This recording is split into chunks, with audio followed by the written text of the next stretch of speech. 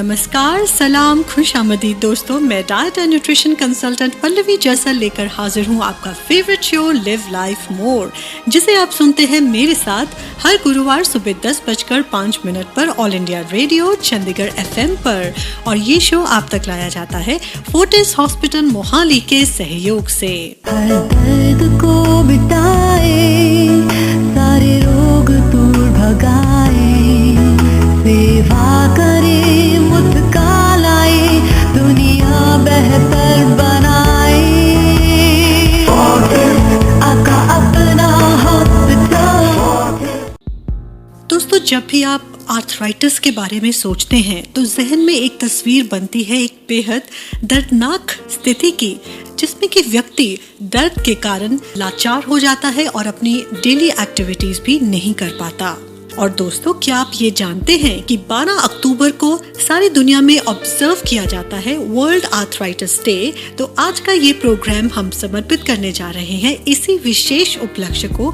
और आपको ये बताते हुए मुझे बहुत खुशी है कि हमारे साथ आज स्टूडियो में है डॉक्टर सतबीर कौर, जो जाने माने रिमेटोलॉजिस्ट हैं और मेडिकल स्पेशलिस्ट हैं, जो हमें जानकारी देंगे आर्थराइटिस यानी जोड़ों के दर्द के बारे में।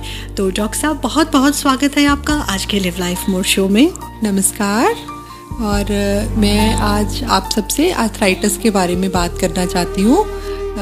जैसे कि आपको पल्लवी जी ने बताया है, हम 12 अक्टूबर को हर साल वर्ल्ड आर्थराइटिस डे मनाते हैं। इसका मेन पर्पस यही होता है कि हम सबको ये बता पाएँ कि आर्थराइटिस क्या होता है, इससे हम कैसे बच सकते हैं, और अगर किसी को आर्थराइटिस हो जाता है तो हम उसका कैसे ट्रीटमेंट कर सकते हैं। और दोस्तों, लिव लाइफ मोर शो के जरिए हमेशा हमारी कोशिश रहती है कि हम जोड़ सके आपकी जिंदगी में कई और वर्ष और भर सके जिंदगी उन कई वर्षों में। तो डॉक्टर साहब, आर्थराइटिस डे को हम ऑब्जर्व करते हैं 12 अक्टूबर को। तो आज के प्रोग्राम में सबसे पहला सवाल तो यही है कि आर्थराइटिस दरअसल होता क्या है?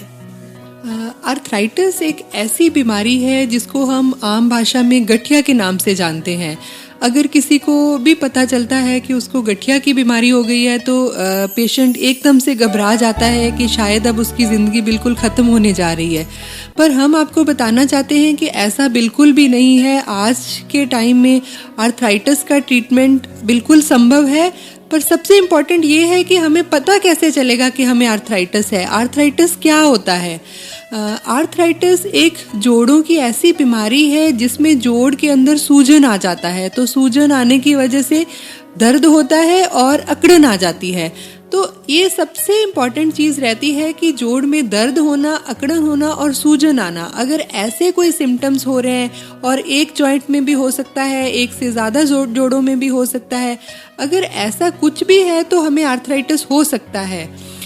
दूसरी इम्पॉर्टेंट बात यह है कि ऐसा नहीं है कि 1, 2 या 4 दिन के लिए अगर कभी ऐसे जोड़ों में दर्द होता है तो हमें उसको बहुत सीरियसली लेने की ज़रूरत है।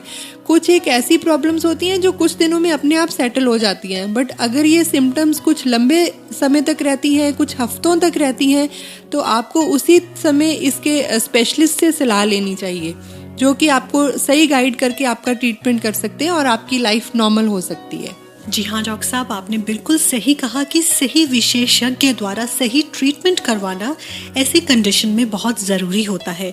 और जैसा कि हमने आपको बताया कि डॉक्टर सतबीर एक जाने माने रिमेटोलॉजिस्ट हैं, तो अब उनकी स्पेशलिटी के बारे में आपको जानकारी देना बहुत ज़रूरी है। तो डॉक्टर साहब, आप प्लीज़ हमें बताएं कि रिमेटोलॉजी क्या है और रूमेटॉइड आर्थराइटिस और ऑस्टियोआर्थराइटिस में क्या अंतर है? दोस्तों, रूमेटोलॉजी एक ऐसी मेडिसिन की एक ऐसी ब्रांच है जिसमें हम बेसिकली जॉइंट्स और जॉइंट से रिलेटेड जो उसके सराउंडिंग में जो स्ट्रक्चर्स होती हैं, जैसे मसल्स होती हैं, टेंडन्स होते हैं, जब हम इन सब स्ट्रक्चर्स के बारे में जो भी डिजीजेस होती हैं उसकी बात करते हैं तो वो रूमेटोलॉजी के अंडर कवर होती हैं। तो 2 तरह के आर्थराइटिस हो सकते हैं मेनली अगर हम कैटेगराइज करें। एक तो रहता है जो इन्फ्लेमेटरी आर्थराइटिस होते हैं, जो रूमेटोलॉजी के अंडर कवर होते हैं। सेकंड होता है जो मैकेनिकल आर्थराइटिस होते हैं। जो इन्फ्लेमेटरी आर्थराइटिस है, rheumatoid arthritis is the most common inflammatory arthritis. उसमें बेसिकली जॉइंट के अंदर सोजिश होती है, जॉइंट के अंदर अकड़न होती है और दर्द होता है। अगर किसी को भी किसी जॉइंट में सोजिश है दर्द है और अकड़न है जो कि आधे घंटे तक रहती है। जब सुबह पेशेंट उठता है तो आधे घंटे तक उसके लिए चलना फिरना मुश्किल होता है, तो उसको हम बोलते हैं कि इसको इन्फ्लेमेटरी आर्थराइटिस है। उसके आगे बहुत सारे टाइप्स होते हैं। रूमेटॉइड आर्थराइटिस हो सकता है, सोराइटिक आर्थराइटिस हो सकता है, या स्पॉन्डाइलो आर्थ्रोपैथी होती हैं। बहुत सारी डिजीजेस हैं जो कि आपके स्पेशलिस्ट आपके सिम्टम्स और एग्जामिनेशन के अकॉर्डिंगली डिसाइड करते हैं कि आपका कौन सा आर्थराइटिस है। जो दूसरी मेन वैरायटी होती है उसको हम मैकेनिकल आर्थराइटिस बोलते हैं, जिसकी सबसे कॉमन एग्जांपल होती है ऑस्टियोआर्थराइटिस। तो ऑस्टियोआर्थराइटिस एक डीजनरेटिव कंडीशन है जो कि एजिंग के साथ आती है। उसमें क्या होता है कि जॉइंट के अंदर के जो स्ट्रक्चर्स हैं वियर एंड टियर की वजह से उनकी जो आपस में मूवमेंट है वो इफेक्ट हो जाती है। तो जब इसमें उल्टा होता है कि जैसे इन्फ्लेमेटरी आर्थराइटिस में आप सुबह उठते हैं तो अकड़न ज़्यादा होती है, जैसे जैसे आप चलना शुरू करते हैं, काम में लग जाते हैं, तो आपके सिम्टम्स इम्प्रूव हो जाते हैं। बट जो ऑस्टियोआर्थराइटिस होता है या मैकेनिकल आर्थराइटिस होते हैं उसमें आप सुबह उठते हो रेस्ट के बाद तो आप बेटर फील करते हो, बट जैसे जैसे आप काम में लगेंगे, चलेंगे या ज़्यादा देर तक खड़े रहेंगे तो आपके सिम्टम्स बढ़ जाएंगे। तो ये एक मेजर पॉइंट होता है how to differentiate between inflammatory arthritis and mechanical arthritis. तो अगर आपको कोई मैकेनिकल आर्थराइटिस वाली प्रॉब्लम है तो उसके लिए आप ऑर्थोपेडिक सर्जन को भी दिखा सकते हैं। बट अगर आपको इन्फ्लेमेटरी आर्थराइटिस है जिसमें जोड़ों में दर्द, अकड़न और सूजन है तो उसके लिए आपको रूमेटोलॉजिस्ट को दिखाना चाहिए। वो आपका एग्जामिनेशन करके डिसाइड कर सकते हैं कि आपको लंबे ट्रीटमेंट का ज़रूरत है या शॉर्ट टर्म ट्रीटमेंट चाहिए और कितनी देर आपको इलाज कराना पड़ेगा उसके लिए। डॉक्टर साहब, जब हम आर्थराइटिस के बारे में बात करते हैं, जोड़ों के दर्द के बारे में बात करते हैं, जब भी दर्द के सिम्टम्स पेशेंट महसूस करता है किसी भी जॉइंट में, तो फट से जाकर एक रूमेटॉइड फैक्टर का या फिर यूरिक एसिड का टेस्ट करवाकर वो डॉक्टर के पास पहुंचते हैं। तो डॉक्टर साहब, आप एक सुपर स्पेशलिस्ट हैं इस फील्ड में, आप एक रूमेटोलॉजिस्ट हैं, तो आपके विचार में ये कैसे डिसाइड किया जा सकता है कि कौन से टेस्ट की ज़रूरत एक पेशेंट को वाकई में है, और क्लिनिकली कैसे आप एग्जामिन करते हैं ये कंफर्म करने के लिए कि पेशेंट को किस तरह का आर्थराइटिस है? देखिए, सबसे पहले ये इम्पॉर्टेंट होता है, टेस्ट उतनी इम्पॉर्टेंट नहीं है। सबसे पहले पेशेंट के सिम्टम्स इम्पॉर्टेंट हैं। हम पेशेंट की डिटेल्ड हिस्ट्री लेते हैं, हम जानना चाहते हैं कि क्या वाकई में पेशेंट को आर्थराइटिस है या कोई और प्रॉब्लम है। अगर हमें पेशेंट के सिम्टम्स से पता चलता है कि हाँ ये आर्थराइटिस है, तो हम उसके आगे कुछ और क्वेश्चंस पूछते हैं पेशेंट से ये जानने के लिए कि ये कौन सी तरह का आर्थराइटिस हो सकता है। कुछ आर्थराइटिस के साथ जो एसोसिएटेड कंडीशंस होती हैं उनके बारे में हम पेशेंट से बात करते हैं। जैसे कि कुछ एक और डिजीज़ेस होती हैं जिसको हम SLE बोलते हैं, या स्पॉन्डाइलो आर्थ्रोपैथी होती है, एंकाइलोजिंग स्पॉन्डिलाइटिस हैं, सोराइसिस होता है जो कि एक स्किन की डिजीज़ है। इन सब में भी आर्थराइटिस हो सकता है। तो हम पेशेंट से बात करके ये जानने की कोशिश करते हैं कि ये कौन सी टाइप का आर्थराइटिस है, और अपने मन में जब हम कंफर्म कर लेते हैं कि आर्थराइटिस है तो हम पेशेंट का फिजिकल एग्जामिनेशन करते हैं, जिसमें उसकी कुछ जनरल फिजिकल एग्जामिनेशन करते हैं और कुछ उसके जॉइंट्स का स्पेशल एग्जामिनेशन होता है जिसमें हम ये देखते हैं कितना दर्द है, कितनी उसमें सोजिश है और उसकी मूवमेंट कैसी है। इन सब चीज़ों के बाद जब हम फाइनली डिसाइड कर लेते हैं कि वाकई में ही पेशेंट को इन्फ्लेमेटरी आर्थराइटिस है, तो फिर हम उसके लिए कुछ टेस्ट करते हैं।